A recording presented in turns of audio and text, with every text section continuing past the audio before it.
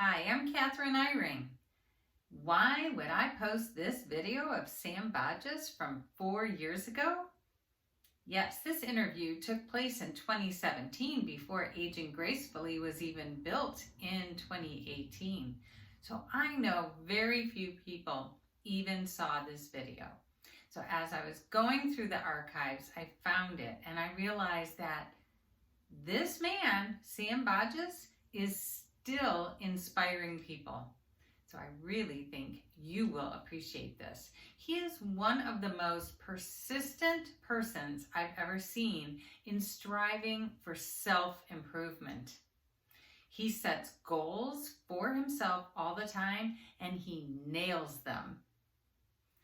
And I realized it all started with a decision for Sam. It was a decision about who he is, how he wants to be. He looks to his future and has a decision to continue to improve himself. He knows his own value and contribution in this world. And that is what makes him so inspiring. Today I have Sam Boggess, and Sam is in my Strength and Balance class in Bay. And so that's how we've gotten to know each other. And you are one of the most regular students I have, right? Yeah. And then we often chat after class. So I feel like we've gotten to know each other, you know, a little bit, maybe better than some. Pretty well. Mm-hmm. And so you have impressed the heck out of me. And that's why I'm so happy that you're here. Okay. Because I think that really, Sam, you can be an inspiration to many people. You had a stroke just over 2 years ago that completely changed your life. So you have this really full life and a wonderful family and a beautiful home, and you had a job that you really enjoyed and all, but you had one day this stroke happened. Yeah. And do you mind talking about that and kind of saying how it happened to you? And I don't mind talking about it. It was on a Saturday. It was a pretty hot Saturday. It was July 11th.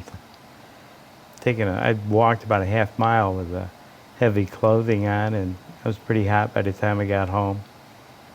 And so I put on some cooler clothes, and then I moved about 450 pounds of rock.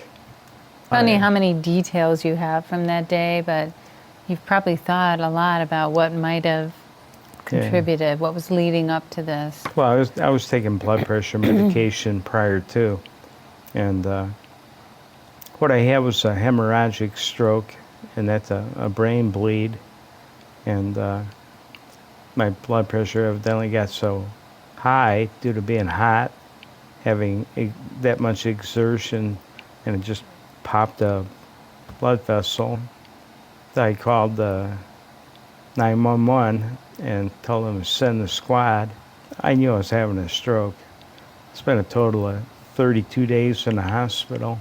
I was in a wheelchair when I left, and I was probably in a wheelchair, I'm not going to say for a whole 4 months, but at least a couple. And sometime towards the end of September, I was up and sort of walking with a walker, and by the time November rolled around, I was walking around with a cane.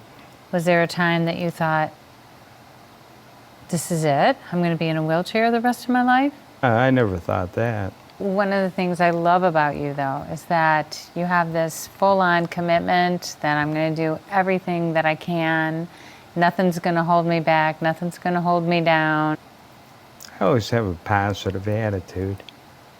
And I knew it was going to be tough because I would go to therapy, and the initial therapies, by the time you got out of there, you were tired if you did everything they wanted you to do.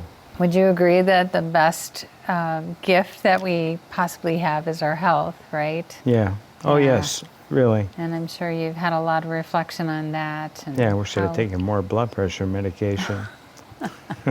That's hindsight now. And well, one of the best things you can do is exercise, and you are doing that as well.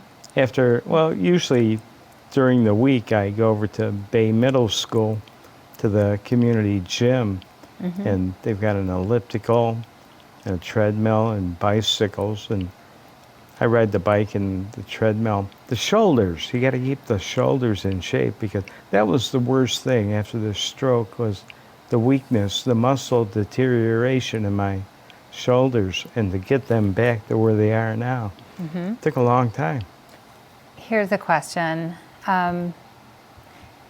Sometimes I've had, like all of us, terrible things have happened in life, and you just think it is just so, it's awful. It's the end of the world. There's nothing good is going to come out of this. And yet, at some point, something good is born of it. Are you there yet? Are you finding anything good out of this No. very serious situation? Yeah. Not yet. And that may be, but The only maybe thing, in we a got my couple blood years. pressure under control. But that would be the only thing so far. So I'm sure you have down days where you feel frustrated and wonder why me and all those. You could probably pretty easily go down a bad path if you allowed yourself, but you don't. Which I don't have love. that. I don't have many, if any. The only thing I get down about is the fact that, well, today's not a good day to go up the ladder to put the light on the side of the garage, you know, and things like that. But You have to be a little more patient and forgiving of yourself for yeah, I could good be days, bad days. if my legs tight or my arms real tight, there are things that I can't do that particular day because I just not loose enough to make it happen. I get one thing to work and I go, okay, I got that covered. But no, you need to continue on to keep everything working like it should, because I'm using a different part of my brain It has to do this. rewire, right? Yeah, 'cause that part that had the brain bleed, that's gone.